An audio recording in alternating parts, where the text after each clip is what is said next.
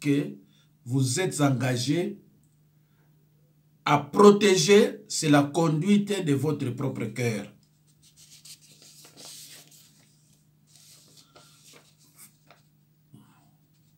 Frères et sœurs en Christ, si les aliments ne suivent pas l'homme, qu'est-ce qui suit l'homme? Voici la réponse de Jésus. Ce qui sort de la bouche vient du cœur. Et c'est ce qui suit l'homme. Parmi les choses qui suivent l'homme, Jésus évoque les mauvaises pensées, les meurtres, les adultères, la débauche, les vols, rancune, les faux témoignages et les calomnies. Frères et sœurs en Christ, pour que l'être humain puisse se tourner vers Dieu, il faut une conversion du cœur. Dieu ne rejettera pas un cœur brisé et broyé.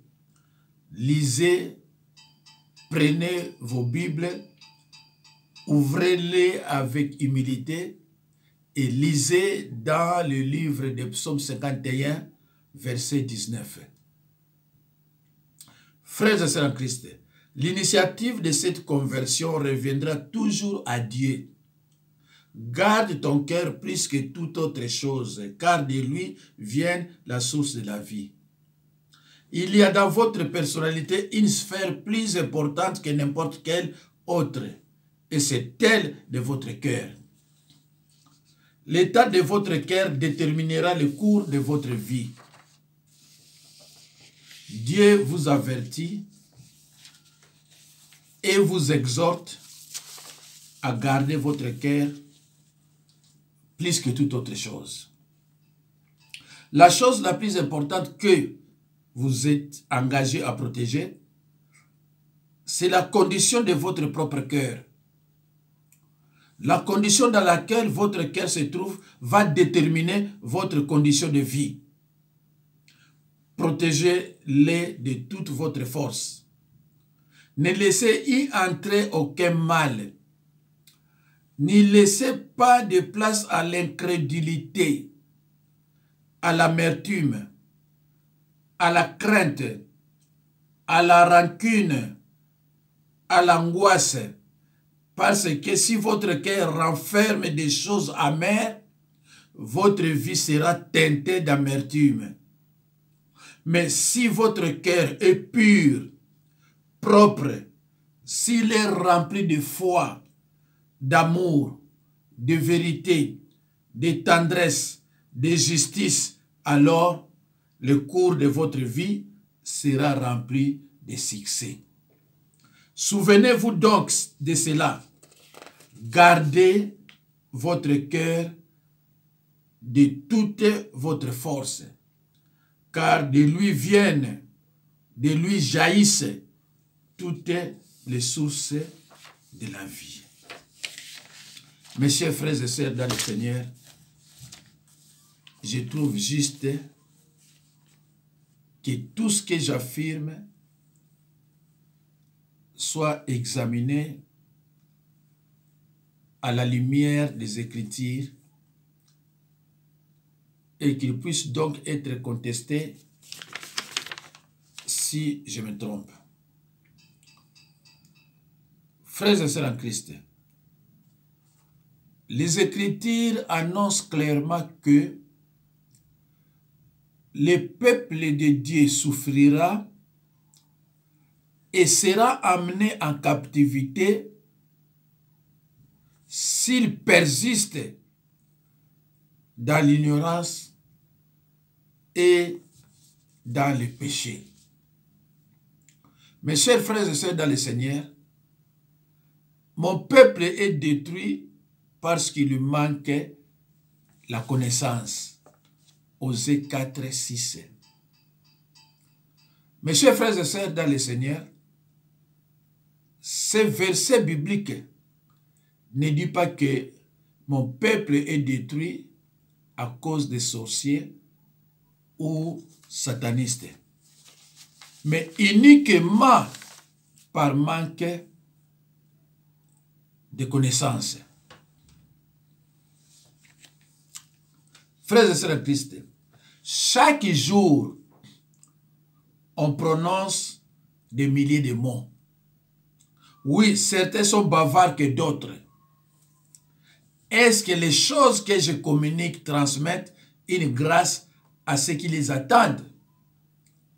Éphésiens 4, 29. Éphésiens 4, 29. Je lis au nom de Jésus-Christ. Qui ne sorte de votre bouche aucune parole mauvaise, mais s'il y a lieu, quelques bonnes paroles qui servent à l'édification et communiquent une grâce à ceux qui l'attendent. Qui ne sorte de votre bouche aucune parole pourrie. Qu'il sorte de votre bouche, mes chers frères et sœurs, aucune parole pourrie.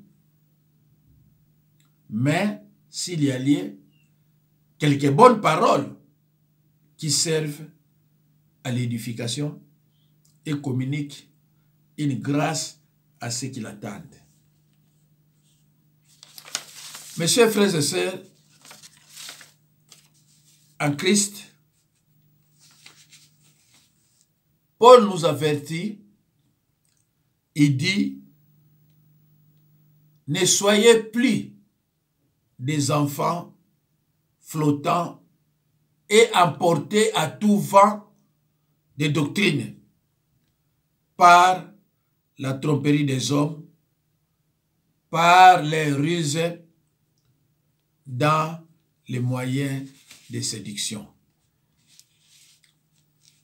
Ne soyez plus des enfants flottants et emportés à tout vent de doctrine.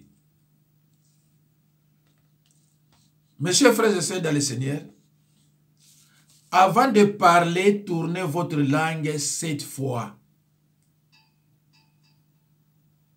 Avant de parler, il est souhaitable, n'est-ce pas, de tourner votre langue au moins 7 fois.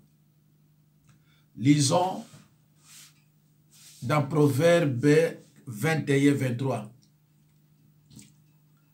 J'ai lu au nom de Jésus-Christ. Celui qui veille sur sa bouche et sur sa langue préserve son âme des angoisses. Avant de parler, il est souhaitable de tourner ta langue 7 fois. Proverbe 21-23 dit, celui qui veille sur sa langue et celui qui veille sur sa bouche et sur sa langue préserve son âme des angoisses. Pourquoi tourner 7 fois sa langue avant de parler? L'expression signifie qu'il faut réfléchir avant de parler. Il faut prendre son temps avant de parler. Pas parler sans réfléchir, mais parler en prenant le temps de la réflexion.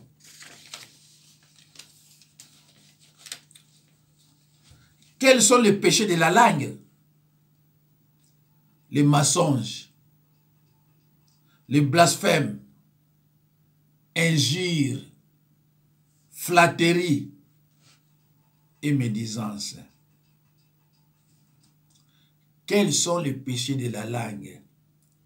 Mensonges, blasphème, injure, flatterie, calomnie et médisance. Dans l'Ancien Testament, le cœur corrompu est la source du péché. Dans l'Ancien Testament, le cœur corrompu et la source du péché. Genèse 6, 5 à 6. Genèse 6, 5 à 6. 5. L'Éternel vit que la méchanceté des hommes était grande sur la terre et que toutes les pensées de leur cœur se portaient chaque jour uniquement vers le mal. Je reprends le verset 5. L'Éternel vit que la méchanceté des hommes était grande sur la terre et que toutes les pensées de leur cœur se portaient chaque jour uniquement vers le mal. Verset 6. L'Éternel se repentit d'avoir fait l'homme sur la terre et il fit affliger à son cœur. Ecclésiaste 9.3. Ecclésiaste 9.3. Jérémie 17.9. Ecclésiaste 9.3. Jérémie 17.9. Le cœur est le siège des émotions. Le cœur est le siège des émotions. Joie et tristesse. 1 Samuel 2, 12. 1 Samuel 2, 12. Proverbe 14, 10. Et des passions. 1 Roi 8, 38. Isaïe 30, 29. Psaume 104, 15. Psaume 104, 15. Il est le symbole de l'amour. Proverbe 4, 23. Le cœur est le siège de la pensée et du jugement. Genèse 8, 21. Ecclésiaste 8, 6. Jérémie 13, 22. Le cœur est le siège de la volonté. Exode 14, 5. 1 Samuel 7, 3. Dans le Nouveau Testament, le cœur est quelquefois le siège des sentiments effectifs, comme dans 1 Pierre 1, 22. Ayant purifié vos âmes en obéissant à la vérité pour avoir un amour fraternel sincère. Aimez-vous ardemment les uns les autres, de tout votre cœur. Plus souvent, il est le centre de l'activité spirituelle de la conscience. Le cœur dans la Bible était considéré comme une sorte de centre de contrôle depuis lequel toutes les décisions étaient prises. Donc, lorsque nous lisons à propos du cœur dans la Bible, cela réfère à l'endroit où se trouve ta volonté, ton attitude et tes intentions, et d'où proviennent les pensées, tes actions et tes paroles. Le cœur est le centre de ce que tu es en tant qu'individu. Fondamentalement, ton cœur, c'est toi. Le cœur est le centre de ce que tu es en tant qu'individu. Fondamentalement, ton cœur, c'est toi. C'est pour cela, Jésus-Christ ne cesse de dire, ce n'est pas ce qui entre dans la bouche qui met l'homme en difficulté, qui suit l'homme.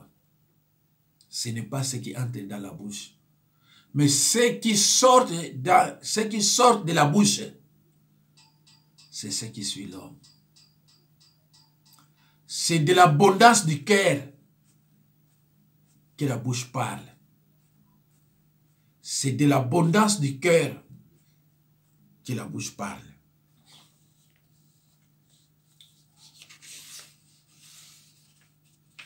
Mes chers frères et sœurs, en Christ, d'après Ézéchiel, Dieu enlèvera du corps des hommes leur cœur de pierre pour leur donner un cœur de chair qui observent les préceptes de Dieu. Ézéchiel 11, 19. D'après Ézéchiel, Dieu enlèvera du corps des hommes leur cœur de pierre pour leur donner un cœur de chair qui observe les préceptes de Dieu. Ézéchiel 11, 19. Mes chers frères et sœurs, prenez vos Bibles, ouvrez-les avec humilité et lisez dans Ézéchiel 11, 19. C'est très très important, mes chers frères et sœurs, dans le Seigneur. Le cœur est le centre de ce que tu es en tant qu'individu. Fondamentalement, ton cœur, c'est toi. Et d'après Ézéchiel, Dieu enlèvera du corps des hommes leur cœur de pierre pour leur donner un cœur de chair qui observe les préceptes de Dieu. Ézéchiel 11, 19.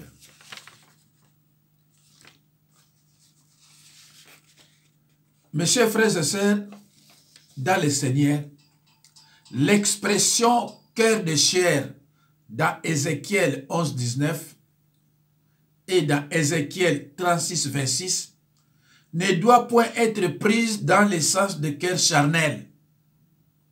L'expression cœur de chair dans Ézéchiel 11, 19, dans Ézéchiel 36, 26 ne doit point être prise dans le sens de cœur charnel. Elle signifie cœur vibrant. Cœur de chair signifie cœur vibrant, réceptif, qui répond aux appels de Dieu. Je vous avais parlé des 4 sortes de cœurs. Les cœurs indifférents, les cœurs superficiels, les cœurs partagés et les cœurs réceptifs. Donc, cœur de chair, c'est le cœur réceptif, le cœur qui reçoit les choses de Dieu. Le cœur qui écoute la parole de Dieu et qui la met en pratique. C'est ce qu'on appelle le cœur de chair. L'expression cœur de chair dans Ézéchiel 11, 19, Ézéchiel 36, 26 ne doit point être dans le sens de cœur charnel. Elle signifie cœur vibrant, réceptif, qui répond aux appels de Dieu. Le cœur rebelle et dur est par contre appelé cœur de pierre. Jésus nous enseigne sur la parabole du semeur. Le cœur rebelle et dur est par contre appelé cœur de pierre. Le cœur superficiel. Le cœur superficiel. Reprends la vidéo, tu vas bien comprendre. Mes chers frères et sœurs dans le Seigneur, toi qui es amoureux de la parole de Dieu, reprends cette vidéo même 5 fois. Et n'oublie pas de la partager aussi. De les partager parce qu'elles sont 2.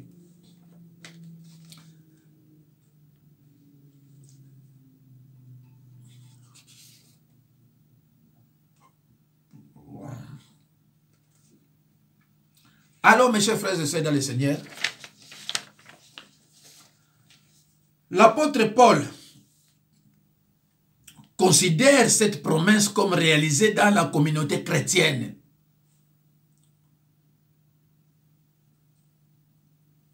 L'apôtre Paul considère cette promesse d'Ézéchiel 11, 19 comme réalisée dans la communauté chrétienne dans 2 Corinthiens chapitre 3 et verset 3. Le croyant a un cœur intègre. Le croyant a un cœur intègre. 1 Roi 15, 14. 1 Roi 15, 14. La loi de Dieu est dans son cœur. Psaume 37 et 31. la loi de Dieu est dans son cœur. Psaume 37 et 31. Il est un homme selon le cœur de Dieu, qualificatif de David. En 1 Samuel 13, 14. Il est un homme selon le cœur de Dieu. Ça, c'est le qualificatif de David en 1 Samuel 13, 14. 1 Samuel chapitre 13, verset 14. Le Nouveau Testament reprend à son compte toutes ces affirmations et précise que Dieu a mis son esprit dans notre cœur. Romains 5, 5. 2 Corinthiens 1, 22. Galates 4, 6. Le Nouveau Testament reprend son compte toutes ces affirmations et précise que Dieu a mis son esprit dans notre cœur. Romains 5, 5. 2 Corinthiens 1, 22. Galates 4, 6. Mes chers frères et sœurs, en Christ, par